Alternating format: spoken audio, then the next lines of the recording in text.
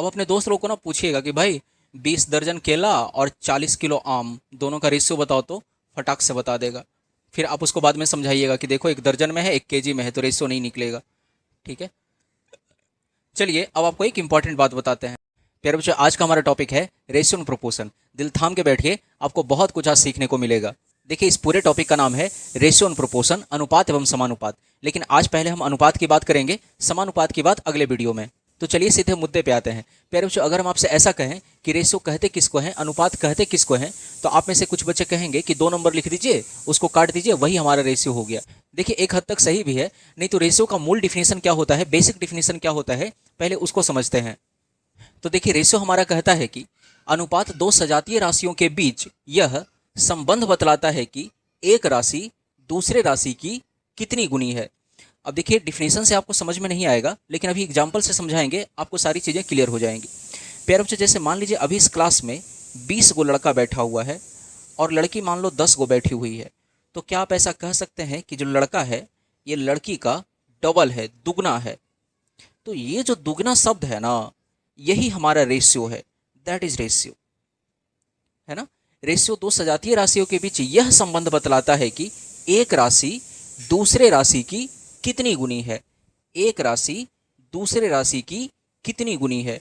क्या वो 2 गुनी है, 3 गुनी है, 4 गुनी है, 6 गुनी है, 2.5 गुनी है, 1.5 गुनी है? ये जो गुना गुनी वाला शब्द है ना, यही हमारा रेशियो है। जैसे अगर हम आपसे ऐसा कहें कि मेरे पास क्रिकेट बैट 5 गो है और क्रिकेट बॉल 15 गो है, तो बताइए तो क्या बॉल बल्ले का 3 गुना है? बोलो हाँ या ना। तो ये जो 3 गुना शब्द है, यही हमारा रेशियो है। देखिए ना, दो सजातीय राशियों के बीच यह संबंध बतलाता है एक राशि दूसरे राशि की कितनी गुनी है। एक राशि इस दूसरे राशि की कितनी गुनी है? क्या वो 3 गुनी है, 4 गुनी है, 6 गुनी है, 8 गुनी है, 10 गुनी है? तो ये जो गुना गुनी वाला शब्द है ना, यही हमारा रेशियो है। क्योंकि रेशियो का काम ही यही है कि वो दो चीज़ों को देख करके बता दे कि एक राशि दूसरे का कितना टाइम्स है। क्या वो डबल है, ट्रिपल है, 4 टाइम्स है, 5 टाइम्स है? यही हमारा रेशियो कहलाता है। अब जैसे मान लीजिए हम आपसे ऐसा कहें कि मेरे पास कॉपी जो है ये कलम का 3 गुना है। ये कॉपी 3 गुना है। ध्यान से देखना, ये कॉपी कलम का 3 गुना है। तो जैसे ही आपने ये 3 गुना शब्द सुना ना, समझिए कि ये रेशियो दे दिया। अरे हाँ, ये ना, ये जो शब्द है ये किसको रिप्रेजेंट करता है? रेशियो को रिप्रेजेंट करता है। इसका मतलब ये रेशियो दिया हुआ है। इसका मतलब ये है कि अगर कॉपी 3 गुना है, इसका मतलब कलम अगर 1 है तो कॉपी इसका 3 गुना 3 होगा। अगर कलम मेरे पास 2 है तो कॉपी इसका 3 गुना 6 होगा। अगर कलम मेरे पास 10 है तो कॉपी इस कलम का 3 गुना 30 होगा। बोलो हाँ, ये ना, रेशियो का काम ही यही है कि वो देख करके ये बता देता है कि एक राशि दूसरे राशि की कितनी गुनी है। बोलो, आया समझ में? अब प्यारे बच्चों, सवाल ये उठता है कि जैसे हमको यहाँ पे तो देख के पता लग रहा है कि ये 2 गुना है, यहाँ पे 3 गुना है, लेकिन क्या हो जहाँ पे हमको देख के पता ना लगे? जैसे अगर यहाँ पे 45 है और यहाँ पे 25 होता, तो हमको देख के पता नहीं लग रहा है कि वो 3 गुना है कि 4 गुना है। वहाँ पे रेशियो कैसे निकालेंगे? तो हमारा अगला टॉपिक यही है, हाउ टू फाइंड रेशियो। तो चलिए रेशियो निकालना सीखते हैं। जैसे मान लीजिए प्यारे बच्चों, हमने आपसे कहा कि 20 और 10 इन दोनों का रेशियो बताइए। तो देखिए, हमको सबसे पहले ये करना है कि इनको तोड़ के लिखना है। जैसे मान लीजिए 20 को हमने लिखा 10 गुना 2 और इस 10 को लिखा 10 गुना 1। अब इन दोनों में कॉमन क्या है? आप कहेंगे इन दोनों में 10 कॉमन है, तो कॉमन पार्ट काट के हटा दीजिए। यहाँ बचा 2 और यहाँ बच गया 1। यही हमारा रेशियो हो जाता है। देखिए, ये 1 है, ये 2 है, यानी इसका दुगना है, तो यही हमारा रेशियो कहलाया। बोलो हाँ या ना। रेशो हमने कैसे निकाला? जब दी गई संख्याओं से कॉमन पार्ट काट के उड़ा देते हैं तो बची हुई संख्या हमारा रेशो बन जाता है। अच्छा, इसको डिनोट करते हैं 2 पॉइंट से। इसको इंग्लिश में पढ़ा जाता है इज टू। क्या पढ़ा जाता है? Is to. हम कहेंगे यहाँ पे रेशियो है 2:1 का। ठीक है। जैसे अगर हम आपसे ऐसा कहें कि 20 और 60 का रेशियो बताइए, तो पहले इसको तोड़िए। आप 20 को लिखेंगे 20 गुना 1 और 60 को लिखेंगे 20 गुना 3। अब बताइए दोनों में कॉमन क्या है? आप कहेंगे दोनों में 20 कॉमन है। 20 को काट के हटा दीजिए, यहाँ पे बचा 1, यहाँ पे बचा 3। देखिए, ये रेशो बन गया। तो इसको इज टू से डिनोट करेंगे। यहाँ पे रेशियो है 1:3 का। हमने क्या कहा, ध्यान से सुनो मेरी बात। जब दी गई संख्याओं से कॉमन पार्ट काट के हटा देते हैं तो बची हुई संख्या रेशियो को डिनोट करती है, रेशियो को रिप्रेजेंट करती है। बोलो हाँ या ना।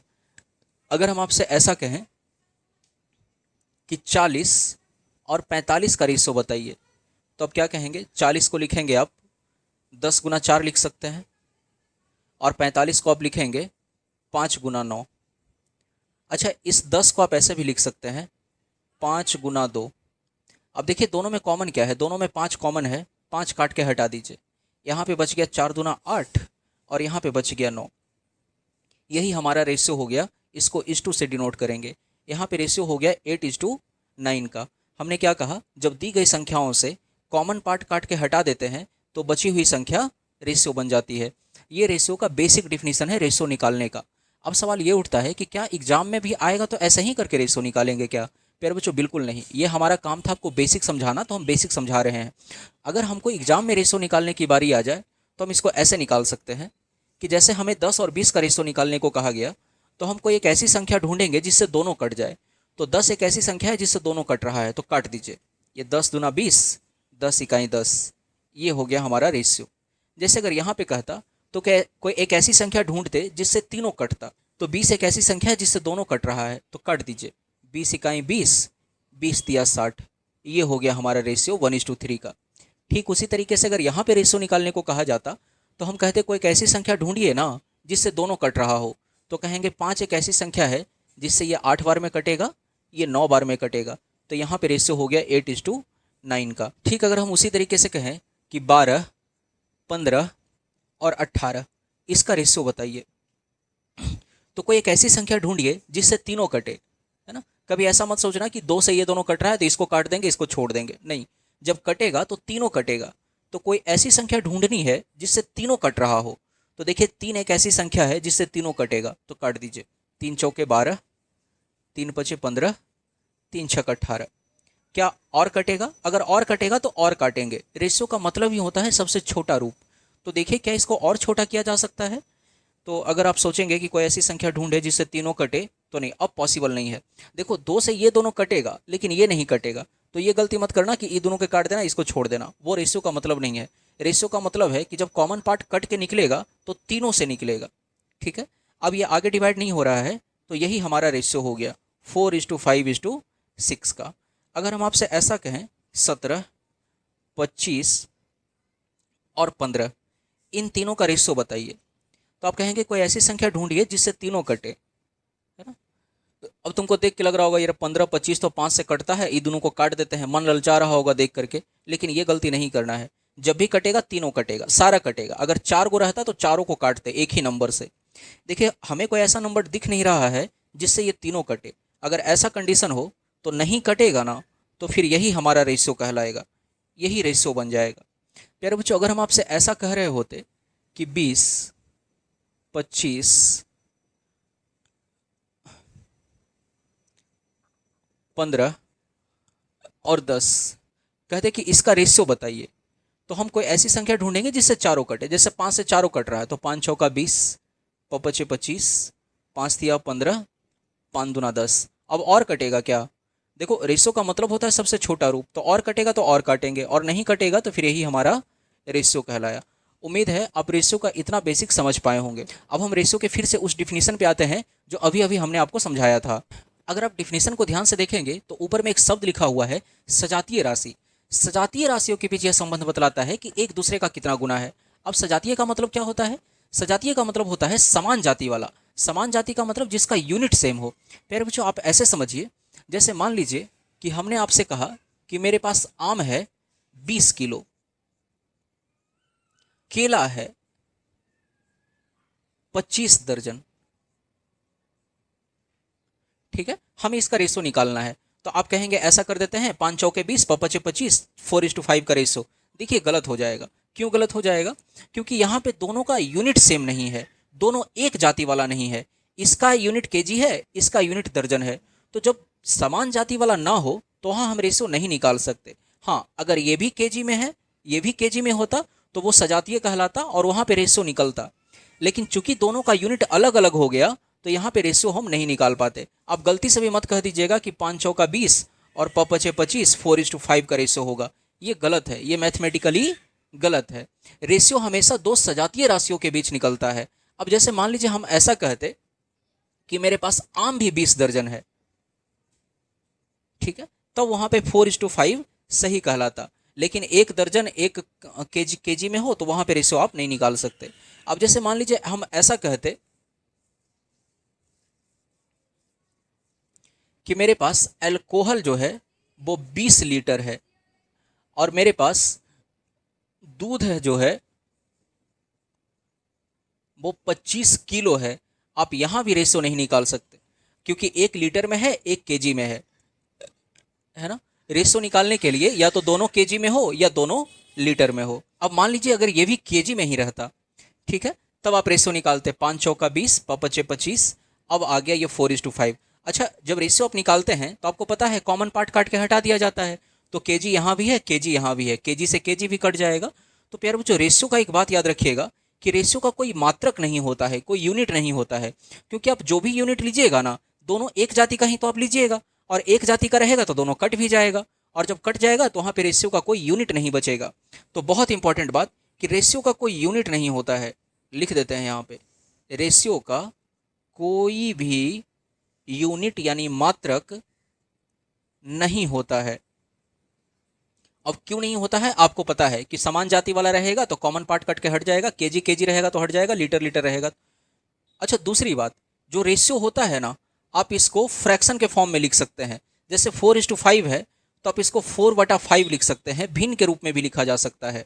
अगर 2:3 है तो आप इसको 2/3 भी लिख सकते हैं। तो दूसरा इंपॉर्टेंट बात कि रेशियो को भिन्न के रूप में भी लिखा जा सकता है,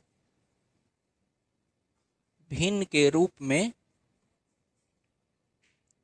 लिखा जा सकता है,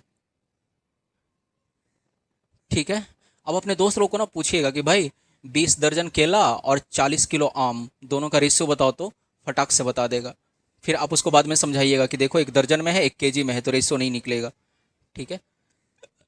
चलिए अब आपको एक इंपॉर्टेंट बात बताते हैं। अब प्यारे बच्चों, ये सवाल तो बहुत आसान है, लेकिन आपको हम कुछ बेसिक समझाना चाहते हैं, वो समझ लीजिए। देखिए, सवाल कह रहा है कि एक टोकरी में आम और संतरे का अनुपात 3:5 है और कुल फलों की संख्या 320 है, तो आम का संख्या बताइए। देखिए, आम और संतरा का रेशियो 3:5 दिया हुआ है और कुल फलों की संख्या 320 है। अब देखिए, लड़का लोग फटाक से क्या कर देता है, यहाँ पे ऐसे x मान लेगा और जोड़ करके 320 कर देगा। पूछेंगे कि भाई x क्यों माने, तो कहेगा कि सर बताए हैं। देखो, सर वर नहीं बताए हैं, समझो कि आज x क्यों माना जाता है यहाँ पे। जैसे आपसे अभी हमने आपको बताया कि रेशियो निकालते कैसे हैं। रेशियो निकालने का तरीका ये होता है कि जब दी गई संख्याओं से कॉमन पार्ट काट के हटा दिया जाता है तो रेशियो बनता है। जैसे हमने कहा कि 10 और 20, इसका रेशियो कैसे निकालेंगे। आप कहेंगे इसको लिखेंगे 10x1, इसको लिखेंगे 10x2, कॉमन पार्ट काट के हटा दिया तो जो बच गया वही हमारा रेशियो। यानी जब दी गई संख्याओं से कॉमन पार्ट काट के हटा दें तो वो रेशियो बन जाता है। तो सोचो कि अगर ये भी रेशियो है तब तो इससे भी कॉमन पार्ट काट के हटाया गया होगा, तभी ये रेशियो बना होगा। अरे, कॉमन पार्ट काट के हटाते हैं तभी तो रेशियो बनता है ना। तो अगर ये भी रेशियो है तो इससे भी तो कभी ना कभी कॉमन पार्ट काट के हटाया गया होगा। तो चलो उसी कॉमन पार्ट को हम x मान लेते हैं कि जो हटाया गया था वो कॉमन पार्ट था x। तो इसका मतलब x इसमें भी रहा होगा और x इसमें भी रहा होगा। बोलो है ना। तो आम हो गया 3x, संतरा हो गया 5x। कह रहा कि इन दोनों को मिला दें तो टोटल है 320। तो ये 5 3 8x बराबर 320, ये कट गया 40 बार में, तो x की वैल्यू आ गई 40। अच्छा, x क्या था, कॉमन पार्ट था जो काट के हटाया गया था। यानी अगर x का मान यहाँ पे रखें तो 40 दिया 120 से, यानी आम हो गया 120 को। अगर x का मान यहाँ पे रखें तो 5 चौका 20 यानी 200, संतरा हो गया 200। उम्मीद है आपको समझ में आया होगा।